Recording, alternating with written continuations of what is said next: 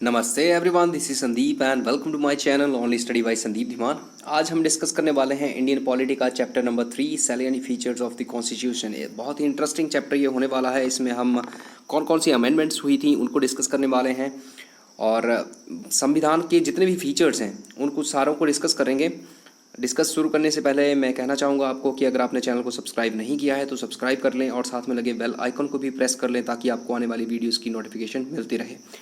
देखिए, मैं थोड़ा सा फास्ट बोलता हूँ, इसकी वजह ये है कि आजकल टाइम किसी के पास नहीं है। सब चाहते हैं कि जल्दी से जल्दी तैयारी हो जाए, तो मैं आपके लिए सिर्फ फैक्ट्स लेके आता हूँ और सारी जानकारी, मतलब एक कहानी की तरह मैं आपको एक जानकारी देता हूँ। बन रहिएगा चैनल के साथ। चलिए डिस्कशन स्टार्ट करते हैं। बात करें हम salient features of the constitution की, तो 1949 में जो संविधान अपनाया गया था उसमें बहुत से संशोधन हुए, अमेंडमेंट्स हुए। हाँ, एक चीज़ ध्यान में रखिएगा कि संविधान जो है वो अपनाया गया था 1949 में। 26 नवंबर 1949 को इसको अपनाया गया था और 26 जनवरी 1950 को इसको लागू किया गया था। मैं बता दूं, इसमें बहुत से इंपॉर्टेंट संशोधन हुए थे, अमेंडमेंट्स हुई थी, जिनमें 7th, 42nd, 44th, 73rd, 74th, 97th ये बहुत ही ज़्यादा इंपॉर्टेंट है। 42nd तो इतना इंपॉर्टेंट है कि इसको मिनी कॉन्स्टिट्यूशन बोल दिया जाता है, मिनी संविधान बोलते हैं इसको। ये 1976 में हुआ था। बात करें हम केशवानंद भारती केस की, ये बहुत ही ज़्यादा इंपॉर्टेंट है, इसको बहुत बार एग्जाम में पूछा जाता है। इसमें सुप्रीम कोर्ट ने बोला था कि संसद के पास ऐसी कोई शक्ति नहीं है, संवैधानिक शक्ति नहीं है जिससे कि वो संविधान के मूल ढांचे में परिवर्तन कर सके। ठीक है। बात करें हम फीचर्स की, तो भारतीय संविधान बहुत ज़्यादा लंबा है। ठीक है, बहुत ज़्यादा लंबा है, मतलब सबसे लंबा है दुनिया का। ठीक है। अमेरिका का जो संविधान है ये पूछा जाता है, ये लिखित संविधान है, और ब्रिटिश संविधान जो है वो अलिखित संविधान है। ठीक है। आगे हम बात करें तो संविधान के मूल रूप में क्या था, एक प्रस्तावना थी, प्रियम्बल, और 395 अनुच्छेद थे, आर्टिकल्स। ये पार्ट्स थे इसके 22 और 8 शेड्यूल थे। ठीक है, तो इनको ध्यान में रखिएगा मूल रूप में। बाकी ये वाले जो हैं ये चेंज होते रहते हैं। वर्तमान में 465 हो सकता है बढ़ भी गए हों या हो सकता है कम भी हो गए हों। 25 भाग हैं, 12 अनुसूचियाँ हैं। तो ये वाले तो आई थिंक सेम ही हैं, अभी इनमें चेंजेस होती रहती हैं। आगे चलिए, विभिन्न संशोधनों द्वारा इसमें से 20 अनुच्छेद और भाग 7 एक भाग ये हटा दिया गया था। तो इंपॉर्टेंट ये हो जाता है कि कौन सा भाग हटाया गया था, तो हटाया गया था भाग 7। ठीक है, और इसमें करीब 90 अनुच्छेद जोड़े गए, 4 भाग जोड़े गए, 4 अनुसूचियाँ भी जोड़ी गई। ठीक है। आगे चलिए, तो ये देखते हैं हम विभिन्न स्रोतों से विहित, मतलब विभिन्न स्रोतों से लिया गया। तो BR अम्बेडकर ने कहा था कि भारतीय संविधान जो है विभिन्न देशों के संविधान को छानने के बाद तैयार किया गया है। तो ये स्टेटमेंट जो है बहुत इंपॉर्टेंट हो जाती है, एग्जाम में पूछी जाती है कि ये वर्डिंग किसकी है, तो ये BR अम्बेडकर की वर्डिंग है। ठीक है। आगे चलिए, तो भारतीय संविधान का ढांचा जो है 1935 का भारतीय शासन अधिनियम था, उसके उपबंधों में से लिया गया है। इस करके इसकी आलोचना भी होती है, तो इसको ध्यान में रखिएगा। 1935 का जो एक्ट था, भारतीय रूल एक्ट जो था, उसमें से उसके उपबंध लिए गए हैं इसमें से। आगे हम बात करें, इसमें जो इंपॉर्टेंट चीज़ें हैं जैसे कि मौलिक अधिकार हैं, ये किससे लिए गए थे, अमेरिका से लिए गए थे। जो निदेशक सिद्धांत हैं वो आयरलैंड से, और इसमें जो संघीय सरकार है, कार्यपालिका है और विधायिका है, ये ब्रिटेन से ली गई है। ये इंपॉर्टेंट है। इसके अलावा हम बात करें आगे, तो संघीय व्यवस्था, न्यायपालिका, राज्यपाल, आपातकालीन शक्तियाँ, लोक सेवा आयोग और अधिकतर प्रशासनिक विवरण जो हैं ये 1935 के समान या फिर मिलते जुलते हैं उससे। ठीक है। आगे हम बात करें तो ये लचील और कठोर दोनों का मिश्रण है। ठीक है। अमेरिका का संविधान जो है वो बहुत ही ज़्यादा कठोर है, ब्रिटेन का बहुत ही ज़्यादा लचीला है, लेकिन भारतीय संविधान जो है वो दोनों का मिश्रण है। इसके बाद हम बात करें तो ये अनुच्छेद 368 बहुत बार एग्जाम में पूछा जाता है, बहुत इंपॉर्टेंट है। इसमें क्या है कि 2 प्रकार से संशोधन हो सकते हैं, एक विशेष बहुमत से। देखो कैसे, दोनों सदनों में जितने उपस्थित सदस्य होंगे उनका 2/3 होना चाहिए इसमें, लेकिन एक कंडीशन और भी है कि दोनों सदनों से 50% से अधिक ही हो। मतलब ऐसा नहीं है कि आपके लोकसभा में बहुमत है, आपके पास लोकसभा में आपके पास मान लो 500 सीटें हैं, यहाँ पर आपने 2/3 को क्रॉस कर लिया, लेकिन दूसरे में आपके पास 1% 2% ही हो रहा है। ठीक है, तो ऐसा नहीं होना चाहिए। एक चीज़ और है, कुछ प्रावधान जो हैं वो संसद के विशेष बहुमत और राज्यों के अनुमोदन से ही संशोधित होते हैं। मतलब राज्य बोलेगा कि आप कोई अमेंडमेंट करो और संसद जो है उसको विशेष बहुमत से पारित करेगी। आगे हम बात करें तो एकात्मकता के साथ जो है भारतीय संविधान संघात्मक भी है। भारत में संघ सरकार के सभी लक्षण, जैसे कि दो सरकारें, मतलब एक राज्य सरकार और एक केंद्र सरकार, शक्तियों का विभाजन, लिखित संविधान, संविधान की सर्वोच्चता और कठोरता, स्वतंत्र न्यायपालिका और द्विसदनीयता, मतलब 2 सदन, ये सारे जो हैं संघात्मकता की विशेषताएं हैं। इसके अलावा ये देखिए, यद्यपि भारत में एकात्मकता के भी बहुत से गुण विद्यमान हैं, जैसे कि सशक्त केंद्र, एक संविधान, एक नागरिकता, लचीला संविधान, एकीकृत न्यायपालिका, केंद्र द्वारा राज्यपाल की नियुक्ति, अखिल भारतीय सेवाएं और आपातकालीन प्रावधान। ये देखो, ये जो हैं विशेषताएं हैं एकात्मकता की, भारत में ये भी शामिल है। ठीक है, हाँ, ये एक इम्पॉर्टेंट क्वेश्चन, संघीय शब्द जो है भारत में, भारतीय संविधान में ये यूज़ नहीं हुआ है। अनुच्छेद 1 में बोला गया है भारत राज्यों का संघ है, संघीय शब्द नहीं यूज हुआ, राज्यों का संघ शब्द यूज हुआ है। आगे हम बात करें सरकार का संसदीय रूप, तो जो भारत ने ब्रिटेन की संसदीय प्रणाली को अपनाया, ठीक है, संसदीय प्रणाली कहाँ से ली गई थी? ब्रिटेन से, और इसे वेस्टमिंस्टर बोला जाता है। वेस्टमिंस्टर में क्या होता है? उत्तरदायी सरकार होती है और मंत्रिमंडलीय सरकार होती है। ठीक है, इन नामों से भी जाना जाता है संसदीय प्रणाली को। ठीक है, वेस्टमिंस्टर भी बोलते हैं इसको, उत्तरदायी सरकार भी बोलते हैं और मंत्रिमंडलीय सरकार भी बोलते हैं। संविधान न केवल केंद्र बल्कि राज्यों में भी संसदीय प्रणाली की व्यवस्था करता है।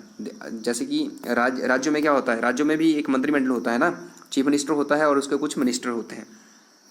आगे हम बात करें भारतीय जो संसदीय प्रणाली है उसकी विशेषताएं, तो देखो, वास्तविक और नाम मात्र कालिका दोनों साथ साथ हैं। बहुमत के दल का नेता जो होता है वो प्रधानमंत्री होता है या मुख्यमंत्री होता है। ठीक है, विधायिका के समक्ष कार्यपालिका की संयुक्त जवाबदेही है, और विधायिका में मंत्रियों की सदस्यता, ये भी संसदीय प्रणाली की विशेषता है। प्रधानमंत्री या मुख्यमंत्री का नेतृत्व, ये भी संसदीय प्रणाली की विशेषता है। निचले सदन, लोकसभा विधानसभा का विघटन, ये भी। आगे हम बात करें ब्रिटेन और भारतीय संसद में अंतर क्या है, तो देखो, ब्रिटेन की जो संसद है वो संप्रभु है, ठीक है, और भारत की नहीं है। उसके बाद भारत का जो प्रधान है वो निर्वाचित होता है, मतलब प्रधानमंत्री जो है उसको हम इलेक्ट करते हैं ना, ये गणतंत्र है। जबकि ब्रिटेन में उत्तराधिकारी सिस्टम है, वहाँ पर राजशाही चलती है, राजा का बेटा ही राजा बनेगा। ठीक है, ये है। आगे हम बात करें संसदीय संप्रभुता एवं न्यायिक सर्वोच्चता में समन्वय, तो भारतीय जो संसदीय संप्रभुता ब्रिटेन से और न्यायपालिका की सर्वोच्चता, ये सिद्धांत जो है अमेरिका से लिए गए हैं। ठीक है, संसदीय प्रणाली कहाँ से ली? ब्रिटेन से, और न्यायपालिका की सर्वोच्चता कहाँ से ली? अमेरिका से। लेकिन भारत ने इसको एज इट इज़ नहीं लिया है, इसमें कुछ चेंजेस की हैं। जैसे कि अमेरिका में विधि की नियत प्रक्रिया, इस सिद्धांत के ऊपर काम करता है अमेरिका, लेकिन भारत में क्या है? विधि द्वारा स्थापित प्रक्रिया, इसका प्रावधान है। आगे हम बात करें एकीकृत और स्वतंत्र न्यायपालिका की, तो सर्वोच्च न्यायालय जो है वो शीर्ष पर है, हम सभी को पता है, और ये मौलिक अधिकारों और संविधान का संरक्षक है, ये भी पता है। संविधान में न्यायपालिका में स्वतंत्रता के प्रावधान हैं, जैसे कि कार्यकाल की, देखो, न्यायपालिका जजेस जो हैं उनको कार्यकाल की सुरक्षा है। उसके अलावा न्यायाधीशों के लिए सेवा की शर्तें हैं, संचित निधि से सभी खर्चे उनके वहन होंगे। विधायिका में न्यायाधीशों के कार्यों पर चर्चा की रोक है। उसके अलावा सेवानिवृत्ति के बाद अदालत में कामकाज नहीं कर सकते हैं। उसके अलावा दंड देने की शक्ति है। कार्यपालिका से न्यायपालिका अलग, ये सारी विशेषताएं हैं भारतीय न्यायपालिका को स्वतंत्रता देने के लिए। आगे बात करें हम मौलिक अधिकारों की, तो मौलिक अधिकार भाग 3 में हैं। इसमें अनुच्छेद 14 से 18 तक समानता, 19 से 22 तक स्वतंत्रता, 23 से 24 तक शोषण के विरुद्ध अधिकार, 25 से 28 तक धार्मिक स्वतंत्रता, 29-30 में सांस्कृतिक और शिक्षा का अधिकार, और अनुच्छेद 31 जो है उसको हटा दिया गया है, और उन जो 32 है उसमें संवैधानिक उपचारों का अधिकार दिया गया है। मतलब अगर आपके मौलिक अधिकारों का हनन होता है तो आप अनुच्छेद 32 के अंतर्गत न्याय की मांग कर सकते हैं, न्यायालय जा सकते हैं। आगे हम बात करें न्यायालय मौलिक अधिकारों की रक्षा के लिए क्या क्या कर सकता है, तो ये बंदी प्रत्यक्षीकरण, परमादेश, प्रतिषेध, अधिकार परीक्षा और उत्प्रेषण, ये रिट जारी कर सकता है, ऐसी रिट। ठीक है, बंदी प्रत्यक्षीकरण मतलब बंदी को, ये हम आगे वाली वीडियोस में डिस्कस कर लेंगे, लेकिन मैं बता देता हूँ बंदी प्रत्यक्षीकरण मतलब बंदी को 24 घंटे के अंदर अंदर पुलिस को क्या करना पड़ता है, पेश करना पड़ता है न्यायालय में, उसी को बोलते हैं। आगे की ये चीज़ें सारी हम डिस्कस करेंगे नेक्स्ट वीडियोज़ में। आगे हम बात करें अनुच्छेद 20 और 21 के अधिकारों को राष्ट्रीय आपातकाल के दौरान स्थगित किया जा सकता है। उसके बाद हम बात करें राज्य नीति के निर्देशक सिद्धांतों की, तो संविधान के भाग 4 में डॉक्टर अंबेडकर के अनुसार राज्य नीति के निर्देशक सिद्धांत भारतीय संविधान की अनूठी विशेषता है। देखो ये कहाँ पर है, भाग 4 में। और किसने ये बोला था भारतीय संविधान की अनूठी विशेषता है, तो ये बोला गया है अंबेडकर ने। किसके लिए बोला है, राजनीतिक निर्देशक सिद्धांतों के बारे में। ये सारे जितने में क्वेश्चन मैंने अभी डिस्कस किए ये सारे ही एग्जाम में पूछे गए हैं। आगे चलिए, ये 3 प्रकार के हैं, गांधीवादी, उदार बौद्धिक और सामाजिक। ठीक है, ध्यान में रखिएगा इनको। उद्देश्य क्या है इनका, नीति निर्देशक सिद्धांतों का, तो सामाजिक और आर्थिक लोकतंत्र को बढ़ावा देना, कल्याणकारी राज्य की स्थापना करना और इनको लागू करना जो है वो नैतिक कर्तव्य है राज्य का। हाँ, एक चीज़ ये वाला बहुत इंपॉर्टेंट है, मिनर्वा मिल्स 1980 केस जो था, इसमें सर्वोच्च न्यायालय ने कहा भारतीय संविधान की नींव मौलिक अधिकारों और निर्देशक सिद्धांतों के संतुलन पर रखी गई है। तो आपने ध्यान रखना है इसको, ये क्वेश्चन पूछा जाता है कि ये वाली स्टेटमेंट जो है कौन से केस में दी गई थी, तो ये दी गई थी मिनर्वा मिल्स केस 1980 में। आगे हम बात करें मौलिक कर्तव्यों की, तो ये भी इम्पॉर्टेंट है। किस कमेटी की सिफारिश पर मौलिक कर्तव्य जोड़े गए थे, तो स्वर्ण सिंह समिति की सिफारिश पर। कब, 1946 में। किस संशोधन द्वारा, 42वें संशोधन द्वारा। ठीक है, और कौन सा टाइम था उस टाइम, आंतरिक आपातकाल चल रहा था। किसने लगाया था, इंदिरा गांधी ने।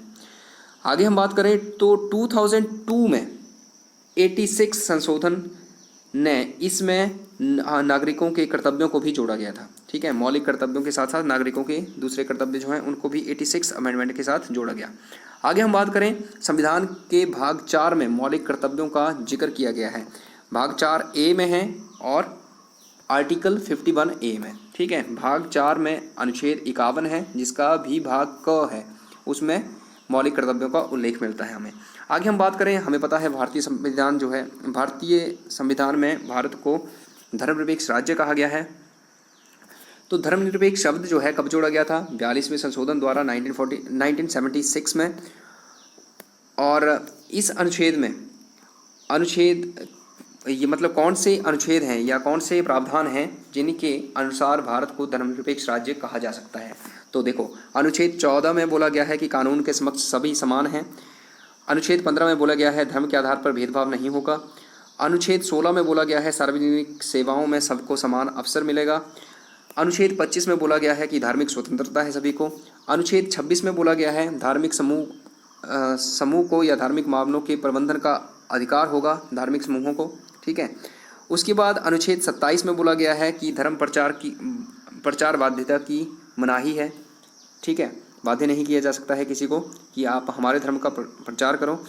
उसके अलावा अनुच्छेद 28 में कहा गया है कि शैक्षिक संस्थानों में धार्मिक निर्देशों की मनाही होगी। अनुच्छेद 29 में बोला गया है सांस्कृतिक संरक्षण का अधिकार है, अपनी संस्कृति को आप बचा सकते हैं। अनुच्छेद 30 में बोला गया है कि अल्पसंख्यकों को शैक्षणिक संस्थानों की स्थापना करने और उनका संचालन करने का अधिकार है। उसके अलावा अनुच्छेद 44 में बोला गया है 44 में सभी नागरिकों के लिए समान नागरिक संहिता का निर्माण होगा। आगे हम बात करें सार्वभौमिक वयस्क मताधिकार की, तो 1989 में 61st अमेंडमेंट हुई 1988 में। ठीक है, तो इसमें इस अधिनियम द्वारा मताधिकार की उम्र जो है 21 से घटाकर 18 कर दी गई। दोबारा समझ लीजिए इसको, ये एक्ट जो था फर्स्ट अमेंडमेंट 1988 में हुआ था ये, लेकिन लागू हुआ 1989 में। ठीक है, तो ये थोड़ी सी कन्फ्यूजन हो जाती है कई बार, तो इसको ध्यान में रखिएगा आप। अमेंडमेंट कब हुई थी? 1988 में, मोस्टली यही पूछा जाता है। ठीक है, तो 21 से 18 कर दी गई थी। आगे हम बात करें, एकल नागरिकता है भारत में। जैसे कि अब एकल और दोहरी नागरिकता में फ़र्क क्या होता है? जैसे कि अमेरिका है, अमेरिका में क्या होता है, एक तो केंद्र द्वारा नागरिकता दी जाती है और दूसरी राज्य द्वारा दी जाती है। जैसे कि एग्जाम्पल दूँ तो भारत का भी कोई नागरिक होगा और हिमाचल का भी कोई नागरिक होगा। ठीक है, तो इसको बोलते हैं दोहरी नागरिकता। ठीक है, लेकिन भारत में एकल नागरिकता है, मतलब भारत का नागरिक जो है वो भारत का ही नागरिक है, किसी राज्य का नागरिक नहीं होगा। आगे हम बात करें स्वतंत्र निकाय, तो संसद, राज्य विधानसभाओं, राष्ट्रपति, उपराष्ट्रपति, इन सब का जो है निष्पक्ष चुनाव सुनिश्चित किया गया है। और राज्य और केंद्र के खातों के अंकेक्षण के लिए नियंत्रक और महालेखाकार, इनकी नियुक्ति की गई है। नियंत्रक और महालेखाकार जो हैं ये जनता के पैसे के संरक्षक होते हैं। आगे हम बात करें संघ लोक सेवा आयोग यूपीएससी, अखिल भारतीय सेवाओं और उच्च स्तरीय केंद्रीय सेवाओं के लिए भर्ती परीक्षाएं करता है और अनुशासनात्मक मामलों में राष्ट्रपति को सलाह भी देता है। राज्य लोक सेवा आयोग यूपीएससी की तरह ये स्टेट का होता है। ठीक है, और इसमें क्या होता है, ये मतलब वही कार्य करता है जो यूपीएससी सेंट्रल लेवल पे करता है। ठीक है, ये राज्यपाल को सलाह देता है। संविधान विभिन्न माध्यमों से इनकी स्वतंत्रता सुनिश्चित करता है। आगे हम बात करें तो आपातकालीन प्रावधान, ये बहुत इंपॉर्टेंट हो जाते हैं, हर बार यहाँ से क्वेश्चन बनता है। तो इन प्रावधानों को शामिल क्यों किया गया था? देश की संप्रभुता को बनाए रखने के लिए, एकता को बनाए रखने के लिए, अखंडता को बनाए रखने के लिए, सुरक्षा देने के लिए, लोकतंत्र के ढांचे को सुरक्षा प्रदान करने के लिए, ये सारी चीज़ें थी, इसके लिए बनाए गए थे। तो आपातकाल हैं कितनी तरह के? 3 तरह के हैं। एक है राष्ट्रीय आपातकाल, कब लगता है? युद्ध हो, आक्रमण हो जाए, सशस्त्र विद्रोह हो जाए, राष्ट्रीय अशांति के समय इसको लगाया जाता है अनुच्छेद 352 के अंतर्गत। उसके बाद बात करें हम तो राष्ट्रपति शासन की। राष्ट्रपति शासन कब लगाते हैं? देखो, जब राज्य जो हैं राज्यों में संवैधानिक तंत्र की असफलता हो जाए, अनुच्छेद 56 के अकॉर्डिंग तब लगेगा। और देखो, ये वाला पता नहीं होता है किसी को, अनुच्छेद 365 के अनुसार भी लगता है। कब? जब केंद्र के नियमों का अनुपालन करने में राज्य असफल हो। ठीक है, या केंद्र के जो आदेश हैं उनका पालन ना करे तो 365 के अकॉर्डिंग लगाया जा सकता है। उसके बाद हम बात करें फाइनेंशियल इमरजेंसी की, वित्तीय आपातकाल की, तो अनुच्छेद 360 के अनुसार लगाया जाता है और ये वाला अभी तक एक बार भी नहीं लगाया गया है। आपातकाल के समय बिना संवैधानिक संशोधन के सरकार का संघीय ढांचा एकात्मक हो जाता है। ठीक है, मतलब उस टाइम जो है सारा कंट्रोल केंद्र सरकार के पास आ जाता है। बात करें हम सरकार कितने टाइप की है भारत में, तो 3 स्तरीय सरकार है। कौन कौन सी? एक है राष्ट्रीय, मतलब केंद्र सरकार, और उसके बाद राज्य सरकार, और उसके बाद स्थानीय सरकार। कब हुआ था ये त्रिस्तरीय प्रबंध? तो 1992 में हुआ था, जब 73वां और 74वां संशोधन हुए थे। ठीक है, तब क्या किया गया था, जो स्थानीय सरकार थी उसका गठन किया गया था। इस संशोधन के द्वारा क्या हुआ गया था, संविधान में एक नए संशोधन द्वारा भाग 9 और एक नई अनुसूची अनुच्छेद 11, कौन से संशोधन द्वारा? 73 में द्वारा जोड़ी गई थी ये भाग 9 और अनुसूची 11। ठीक है, इसमें पंचायतों को संवैधानिक मान्यता दी गई। उसके बाद 74वां संशोधन हुआ, इसमें क्या हुआ, भाग 9A जोड़ा गया। ठीक है, और अनुसूची 12 जोड़ी गई और शहरी स्थानीय सरकार मतलब नगर पालिका का गठन किया गया इसके अनुसार और संवैधानिक मान्यता दी गई उसको। उसके बाद हम बात करें सहकारी समितियां, तो ये वाला भी बहुत इंपॉर्टेंट है, 97वां संशोधन है।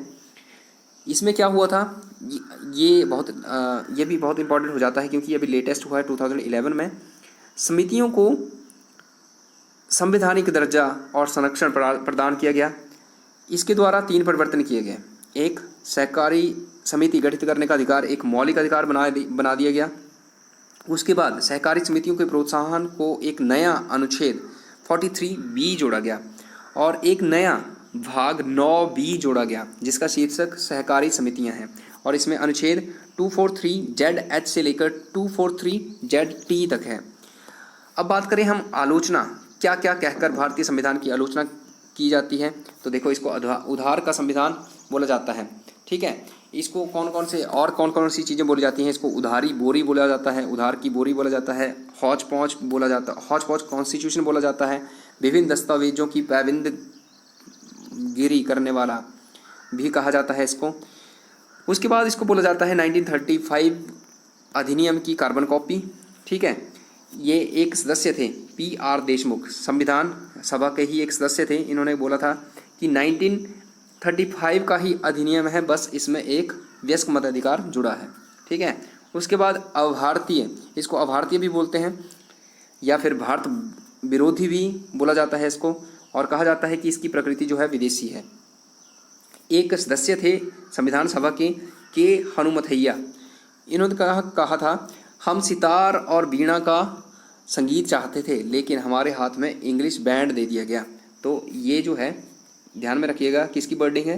के हनुमथैया की। आगे हम बात करें, एक और सदस्य संविधान सभा के ही सदस्य थे, लोकनाथ मिश्रा। इन्होंने कहा था कि पश्चिम का इन्होंने इस संविधान को बोला कि पश्चिम का दासवत अनुकरण ना बल्कि पश्चिम को दासवत आत्मसमर्पण कहा, ठीक है। तो ये वर्डिंग लोकनाथ मिश्रा की थी। आगे गांधी से दूर कहा जाता है इसको।